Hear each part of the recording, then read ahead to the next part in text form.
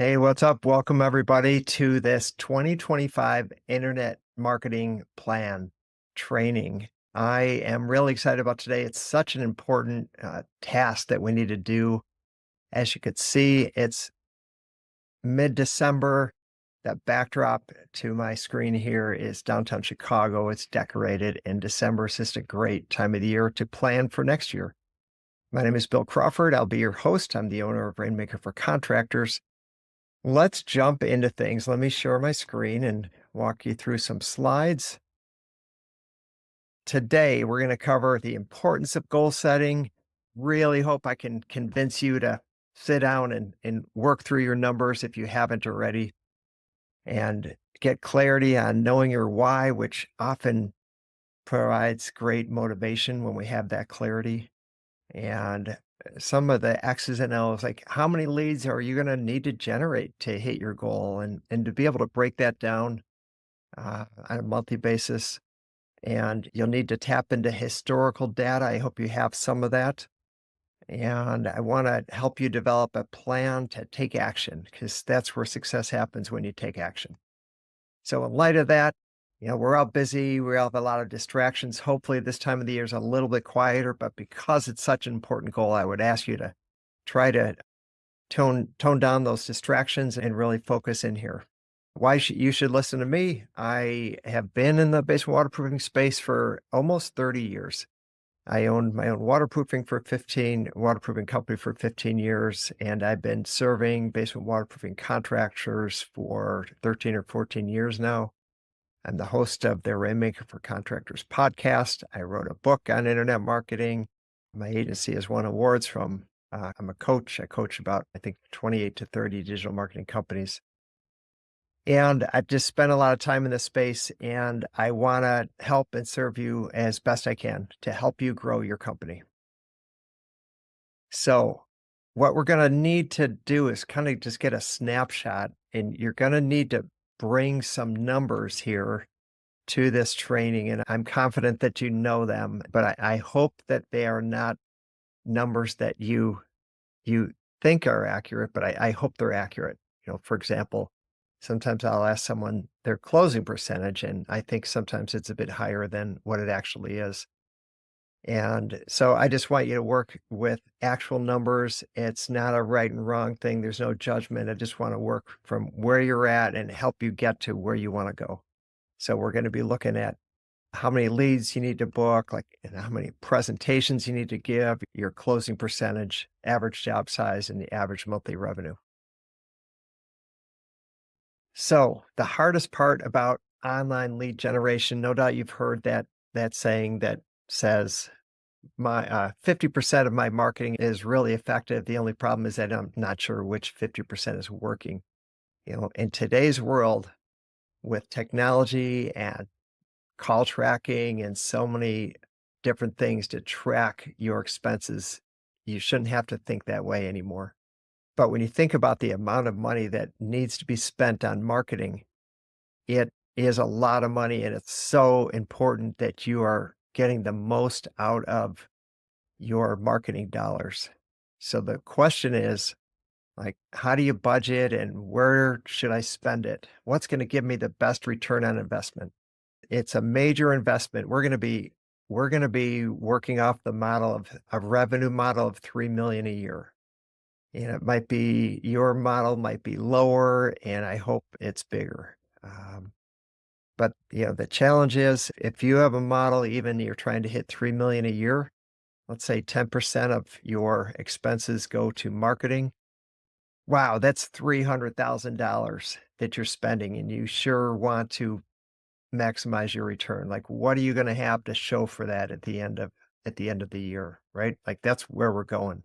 So you've got to have some things in place. You need a clear plan, and then you've got to have these reports so that you don't overspend or underspend and underperform. So that's what this is going to be about, and I'm really excited to kind of get at a deeper level and try to nail these things down. All right, so really curious if you have goals right now and to what level. Like most people have some goals, But then I'm really curious if you have supporting goals. Do you know what those supporting goals need to be in the various different uh, departments and even categories to reach your end year revenue goal? As you know, there's a lot of numbers to look at. Now, I would argue that when there's too many numbers to look at, I think things get lost. But when there's not enough numbers to look at, you've gotta focus on those supporting numbers. Like let's take a sales rep. Yeah, we all want our sales reps to bring more volume in and close at a higher percentage. But how many of us really put the energies into those supporting goals that help our sales reps hit those numbers? And that's what we're doing for the company overall. If you haven't heard this, you have to hear this, and if you no doubt you probably have heard it, but I really want you to have it sink in. This to me is the most motivating set of statistics that you could possibly read that would push you to write down goals. Here it is. There was a Harvard study of the 1997 graduates. There's 3 groups of people for those graduates. 84% of them had no goals. 13% of them had goals, but they were not written down. And the last 3% had clear written down goals and a plan to accomplish those goals. Now, here's where it gets really interesting. You fast forward the tape 20 years, and the 13% of the class who had goals were earning, on average, twice as much as the 84% who had no goals at all. Now that 13%, that's just like they had goals, but there really wasn't a plan. They just had an idea of what they wanted to do. All right, it gets better. The 3% who had clear written down goals were earning on average 10 times as much as the other 97% put together. Now that's amazing. I used to network with the various business owners, and there's probably a few times that I visited one of the owners, and he was so goal oriented.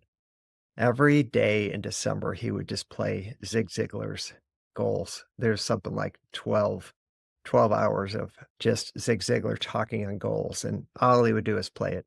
And then as he'd walk around his desk and before he sit in the chair, there's the wall right behind his chair, and he would have that one goal that he was after. Everything was about, "I'm hitting my goals," super focused, and I gotta tell you, he was one of the most successful business basement waterproofing owners that I had interacted with. Like, just super focused on goals, and it paid off. So, I hope this is motivation for you to write your goals down. The framework that we're gonna need for our goals, yes, we need a yearly goal, but then we're going to want quarterly goals and monthly goals. And at the end of each month, I'm going to encourage you to sit down and look at your monthly report and then write 3 things down on what you need to improve in the current month so that your next month is going to be better. And if you're not like stopping and reflecting, uh, too many owners are just like running around with their fireman hat on and they have a big hose and they're just putting out fires. So you really got to stop and reflect and then write down those items you're going to improve on. I like 3 things because there's 5 or 10 things, it's really hard to focus on too many things. And if you have 3 things, one of the things that I try to do is I try to touch each one of those things before my day, before I jump into like the daily activities where I get bombarded with stuff. And when I say touch, it might be returning an email, it might be making a phone call. If you're hiring, maybe it's posting an ad, but it's doing something to forward that goal. Sometimes if we wait to the end of the day, then those things, those projects, those tasks, those important issues, they don't really get touched. But anyway, this is the framework we're gonna shoot for. But I want to ask you before we jump into things, how would it affect you if you hit your goals in 2025? Like, what would happen? How would your life be different? Would it and here's another way to do this. If you knew that you'd have an extra $200,000 in 2025, at the end of 2025, like, what would that mean? What would you do with that? Write it down. What would you buy? Or would it just mean, well, that'd be great because I'd have less stress and more peace of mind?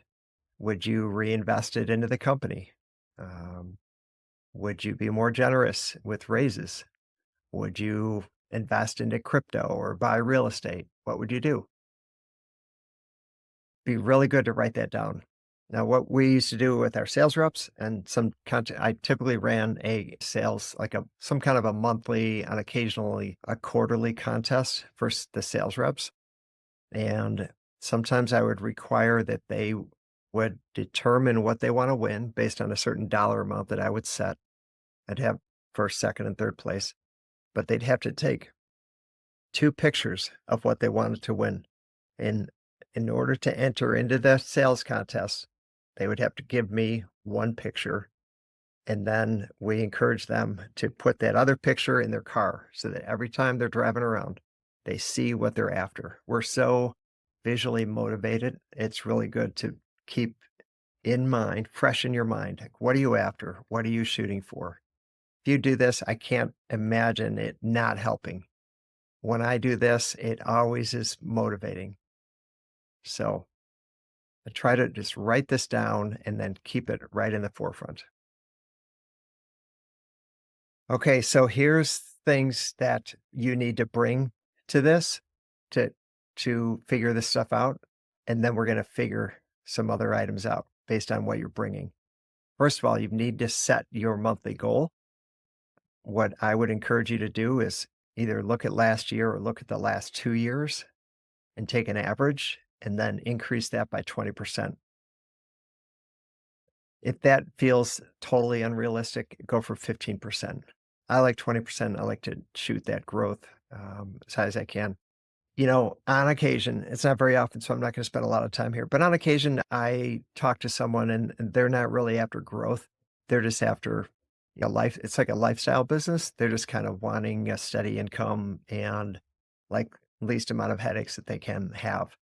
You could still run these models if that's what you're after. You're just not going to be increasing things by 20% or so. Um, so from there, you could take that. I mean, this model is 3 million, but you could take that and then divide it by 12. And now you have 250,000 you'll need per month. We're going to make an adjustment based on seasonality and historical data. Um, and then this is something that you'll need to bring. You need to know what your average sale is.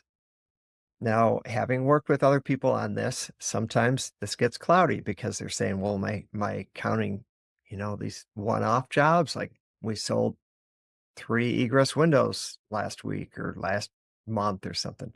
You got to figure out what the majority of your business is, and then you've just got to be consistent. No matter what you do, be consistent. The exercise here is to have accurate data so that you can make improvements. And if you're changing it, it's not going to give you accurate data, and then it doesn't make any sense.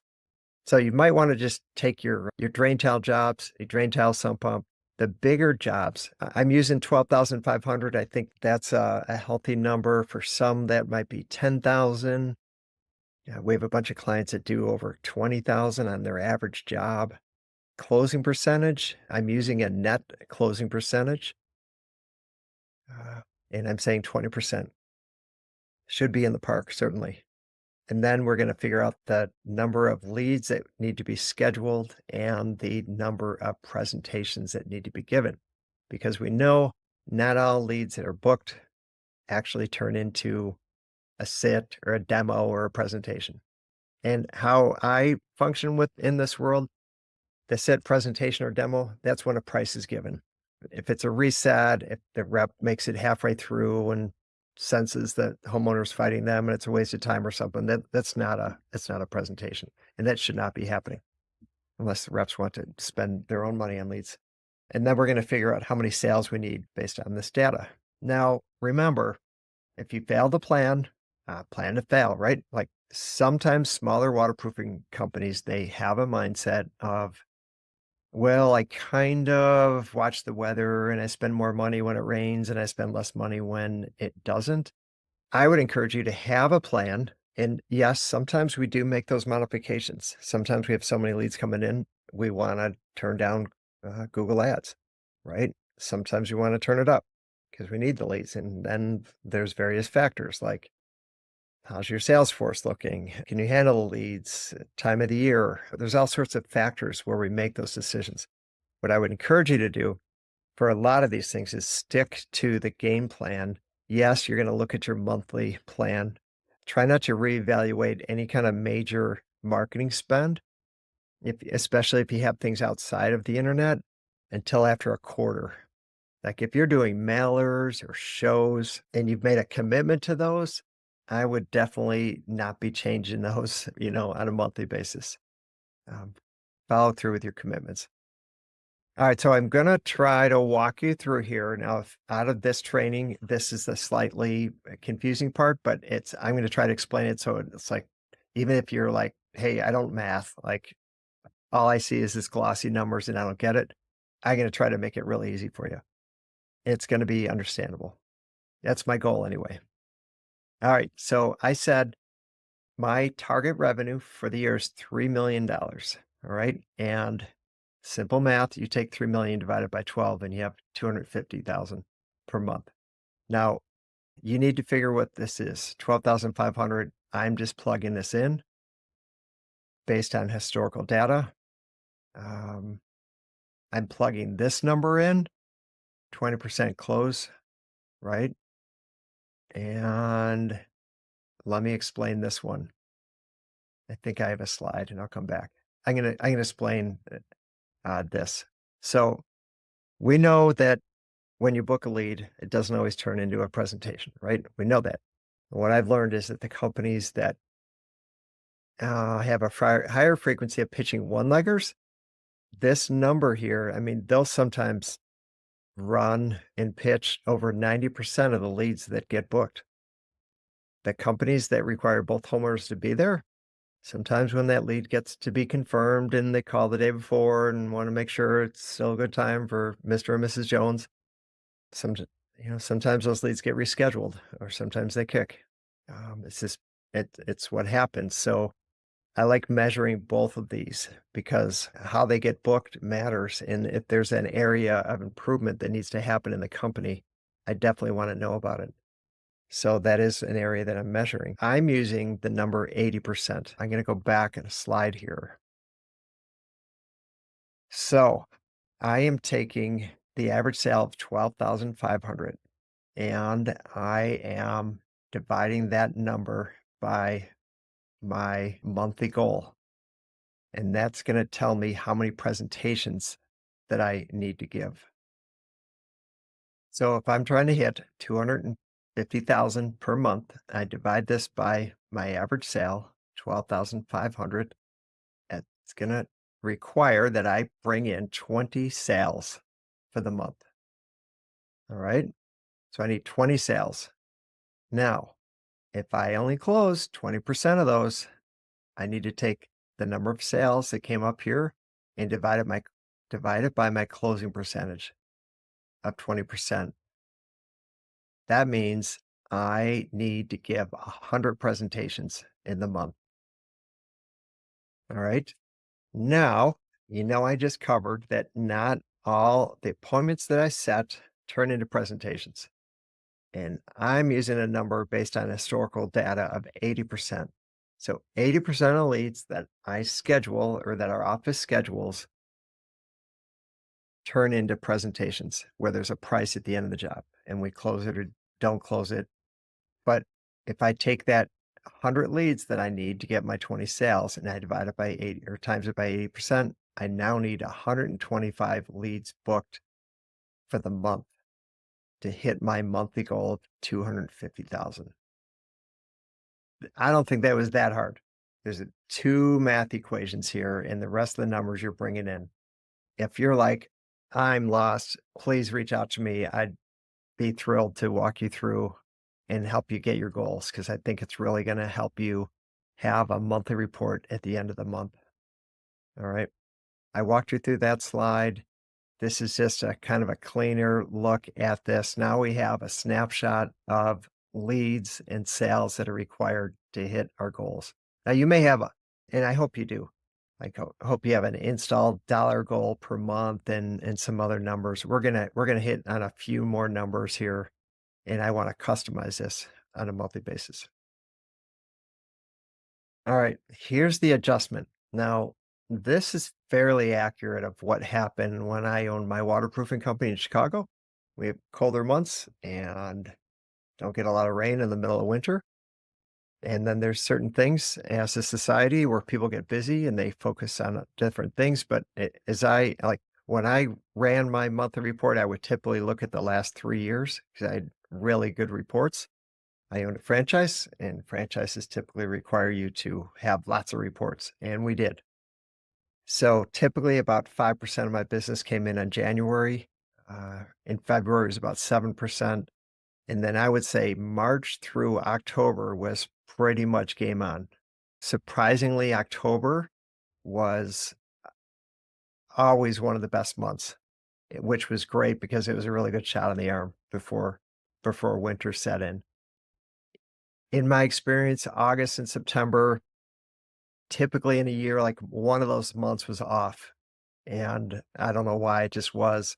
I mean, August, people are focused on like school starting up and so on. And sometimes family vacations are squeezed in there.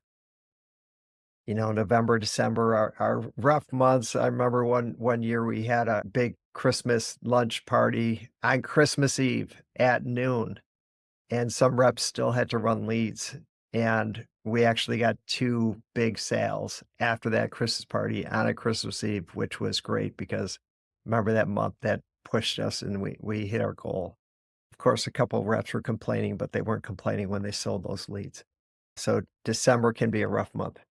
But I'm using this historical data because I want to recreate my monthly goals based on history, knowing that in the middle of the year is going to be a lot better than December. And I want to adjust my budget and I want to adjust my goals and everything else that's associated with that based on, quite honestly, the seasonality of the business. So I'm largely taking this 3 million and I'm running it through this number here. This is the percentage of business that I do in the month. And I now have new revenue goals. It's pretty simple math. 3 million times 5% is going to give you 150,000. Now you take that, average sale, you're going to divide it by, it's going to be 150,000 divided by 12,500. That's going to give me the number of sales that I need. Then you're going to take your number of sales and divide it by the closing percentage, and that's how many presentations you need, right? So that's how you work the math on that. So you're going to need to redo these numbers based on historical data. Now, what should your marketing budget be? Now, I think it's going to be determined based on a variety of factors. One is your comfort level. Two is, I think the more you're dialed in to your numbers, the more confident that you're going to get your return on investment. I was very comfortable with 12%. In fact, I would sometimes dabble with 15%. I was pretty dialed into my finances. You know, I we often had owners workshops. I think we're required to do 4 a year, or you're in a room and you're with like 15 or 16 other basement waterproofing owners and you're talking for hours. And one of the topics was, which I enjoyed, was think about 2025. And if you were to add a crew, how much more profit would you bring in if you added a crew? And so you have to figure out how many more dollars per month for the year they would be bringing in. And then you have to work that through your financials. And one of the things that I think is very interesting is your general administrative expenses, for the most part, stay the same. There's 1 or 2 questions about whether you run insurance through G&A or you run it through your production on your finances. So when I did that math, for several years, I was kind of at a break even level where I was comfortable with my salary and we kind of ran like clockwork, although we were always kind of striving to grow. But boy, once I bumped a crew, boy, the profit margin jumps really high. And then when you add another crew on top of that, wow. Like, yeah, you're paying for a crew cab. And in Chicago, we need another compressor or jackhammer tools, of course. And then you have another crew of, 5, 6 people on a crew, and you need the leads to support that and the sales reps to sell. Um, but that infrastructure is all there. And yes, workman's compensation, like I was at 9.5% at one time. So these are all, I mean, if you start doing the math, you're going to be like, wow, this is something else. Now, that is all going to relate to how much you want to grow because you've got to spend on marketing if you're going to want to grow. So if you go here and I'm just taking 10% of the 3 million, that's going to be $300,000 in the year. And that's a lot of money, isn't it? Like, it's funny. Sometimes we're shopping for something and we're trying to figure out how to save like 20 bucks and we'll put like time and energy into it. But then $300,000, like you better get a good return of investment for that amount of money. So you're going to need to figure out what your marketing budget is. And then you're going to need to go back to that one slide that I showed you that's going to show you what percentage of your business is in for each month, and you're going to apply it. Like I think we said, January's 5%. So you're going to take $300,000 times that by 5%, and that's your marketing budget for the month. It's this column right here. You take 300,000 and for if that's your number and it's, 7% and accordingly. So you have to figure out your marketing budget per month.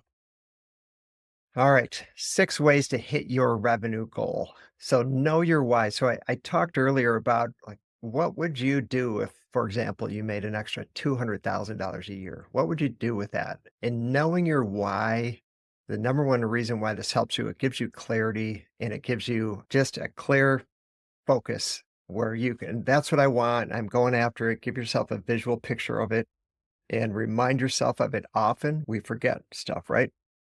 So get a visual of it and keep it right in front of you, front and center, and go after your why.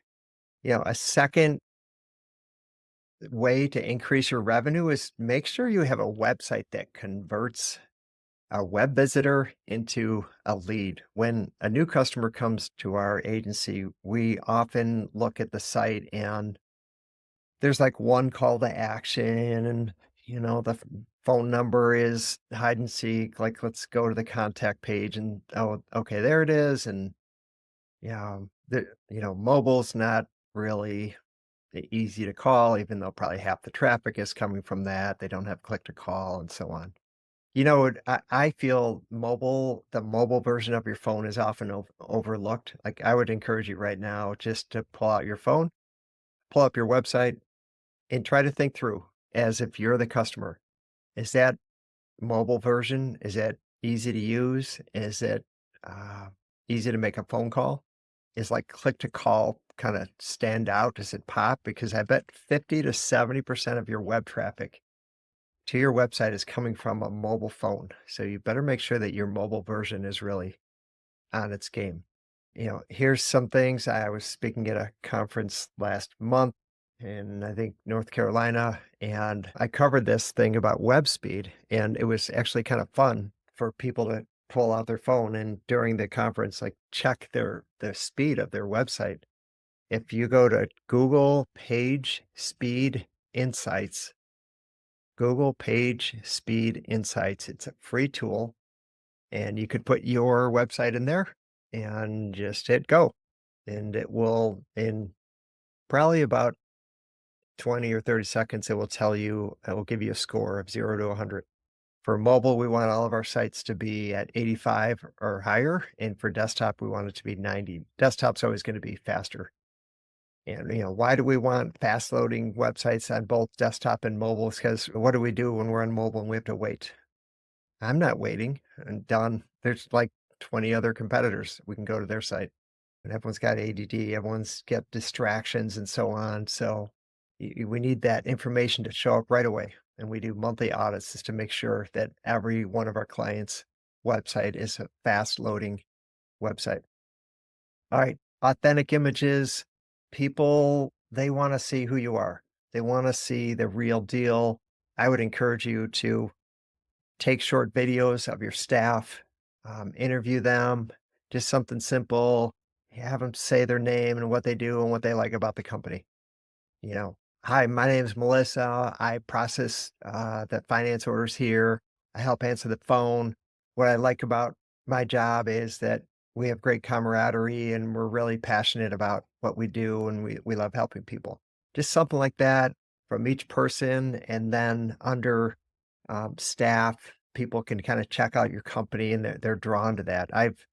If you've seen me before, you know I have a lot of podcasts. I like to interview owners, and a lot of owners have put that podcast on their website. And then clients have said to them, "Hey, I'm going with your company because I heard that podcast and I really respect you as an owner and I like how you run your business. I like how you treat your employees and I really like how you treat your customers.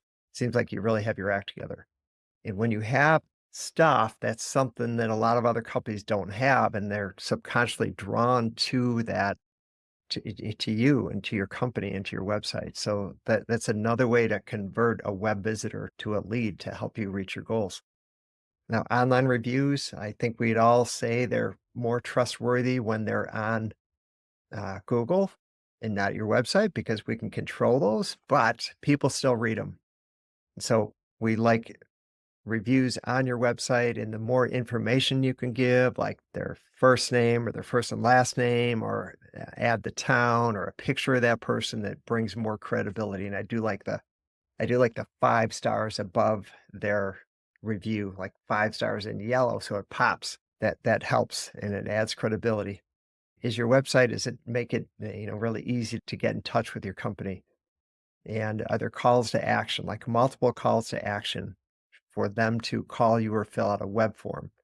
And I'm a believer in chat. Like more and more people just want to chat and text, and we're even putting calendars on clients' websites so people can just book right online.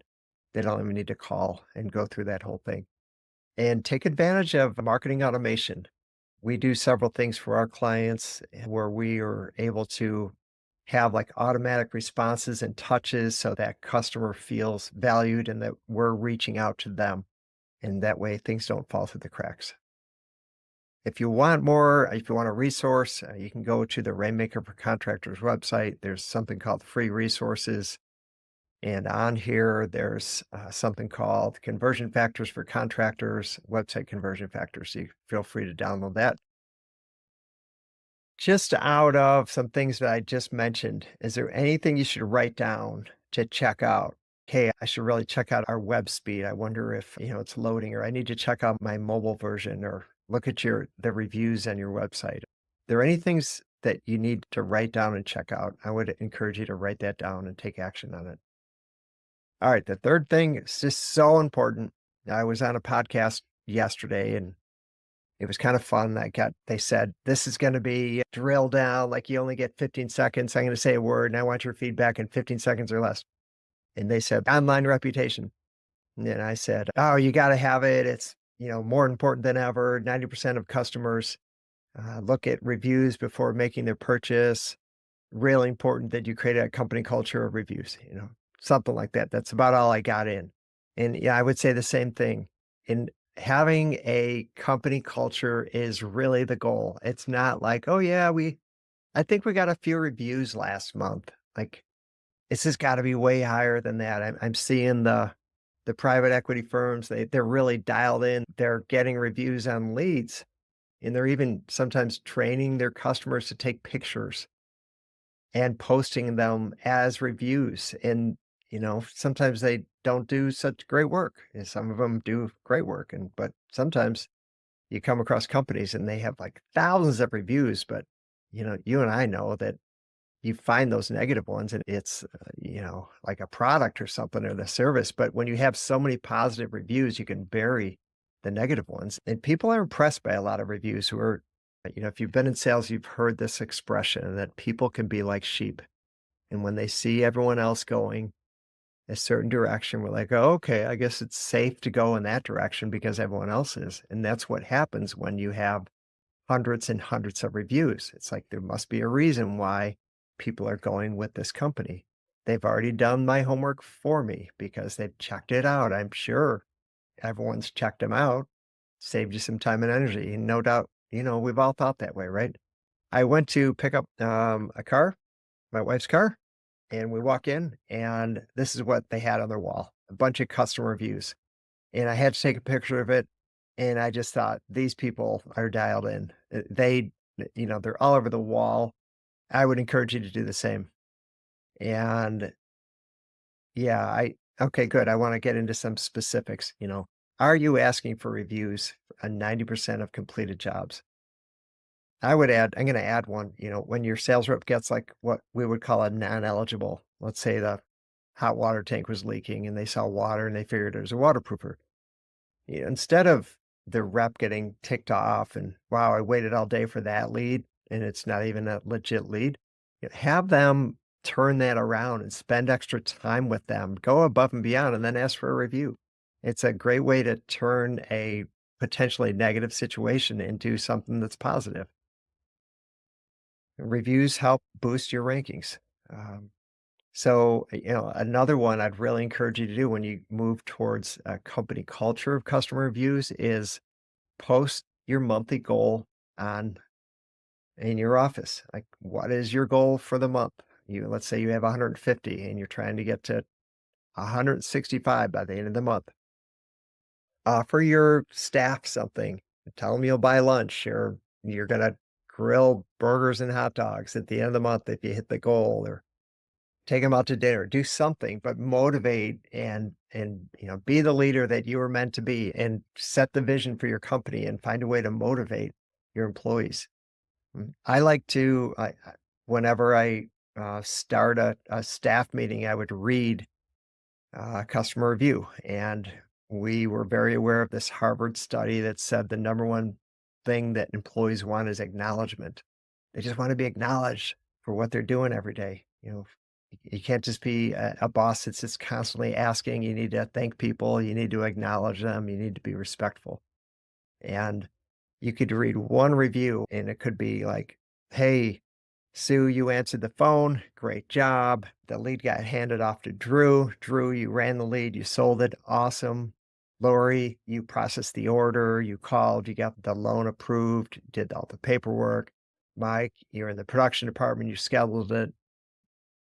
Frank, you were the foreman. You did a great job. And at the end of the job, you got a review." There's like, what I say, five different people. There's five different people to acknowledge. And it's just that one review. And people love the acknowledgement. So, yeah, post things on the wall, incentivize employees, never incentivize customers. Google doesn't like that. You don't want to lose your listing. All right. I'm on number 4 here. Increase your closing percentage. Wouldn't it be great if you could move your sales reps closing percentage from, say, 20 to like even 24? Like, how many more jobs would come in? That'd be, based on my numbers, it'd be 4 more jobs, and that would be 50,000 more dollars per month, and that would be $600,000. Let's say your profit margin is 20%. 20% of 600,000 is $120,000 extra profit by moving your sales reps percentage from 20 to 24%. So I always encourage people like, hey, whatever your lot in life is at the time, be the best person you could be. And if you're a sales rep, like just invest into being the best sales rep you could be. Uh, so what are you doing to be better at that? Like, you could listen to Audible in your car and listen to sales books. That's really motivational. You can go to sales conferences and get training. There's actually going to be a really good one at the World of Concrete. Basement Health Association is going to have a great sales trainer. That would be something really good to go to. But what are you doing to increase your sales percentages? And as sales managers and owners, like, what are we doing to help sales reps close better? It would be good to run in the field and just kind of see what your sales reps are doing and try to support them in doing a better job. All right, number 5, know and track your key performance indicators. Yeah, a lot of that has to do with, one, initially, like, setting things up so that you can have call tracking and you kinda know when I'm spending these dollars, I'm getting these leads.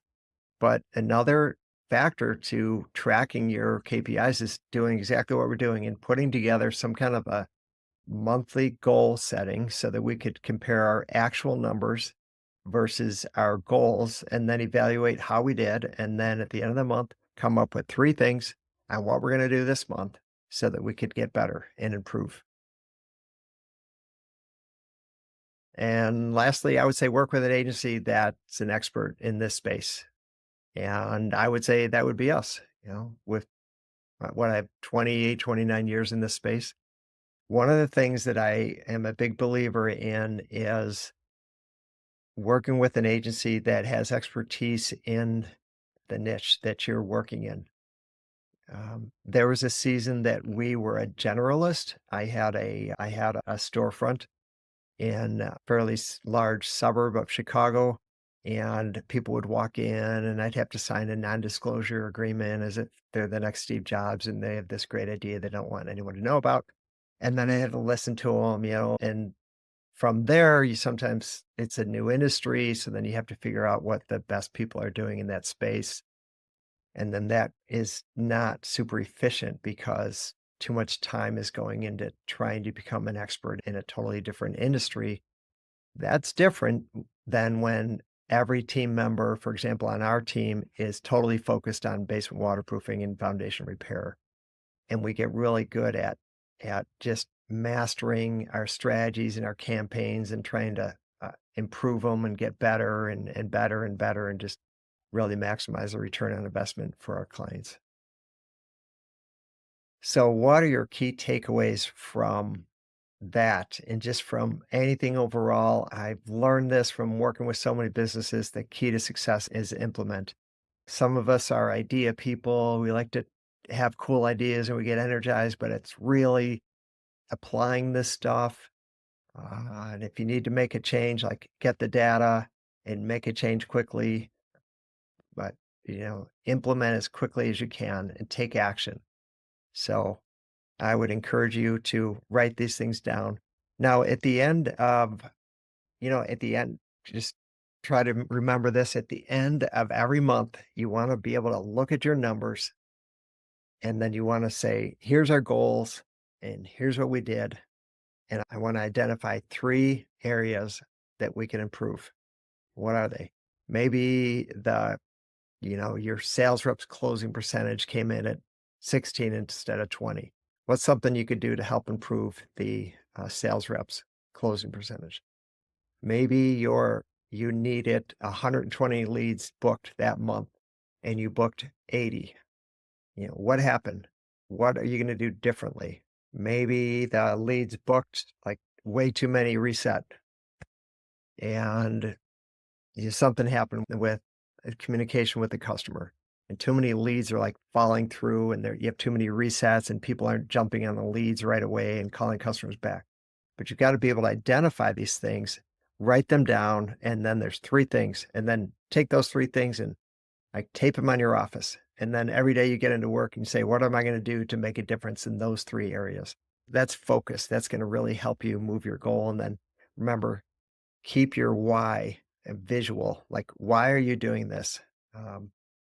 Talking to an owner yesterday, actually, and I think that owner making so much money that he's like not as motivated because he's kind of arrived. But when you know your why, like what's really motivating you, what's giving you purpose. So you got to remember that. You got to keep it right in front of your face. At Rainmaker, what we do to help clients is we make sure they have a website that converts. We're great at local SEO and Google ads. And for some, we're doing Facebook. For others, Facebook isn't. It tends to be like a lower quality lead for less expensive. For the people that are really dialed in, that could be a good lead. Customer reviews, online reputation, absolutely critical. Nurturing those leads, making sure no leads that follow through any buckets. None of your buckets have holes in them and the water's leaking out, so to speak. You need to be present on social and be active on that. And then your tracking needs to be dialed in so that you can measure what's happening. If we could be of help and you're not already a client of ours, we'd love to do a free strategy session where I can review with you what your online presence is. I'll tell you, I'll be honest, I'll tell you what I like, I'll tell you what I don't like, and I'll share your opportunities. And I could also share work that we do, the what we've done for our clients. So we are Rainmaker for Contractors. Please reach out to us if we can be of any help. All right. Thanks for joining. Remember, take action, have everything in line, your monthly reports, and take time every month to reflect and take action and make 2025 your best year ever.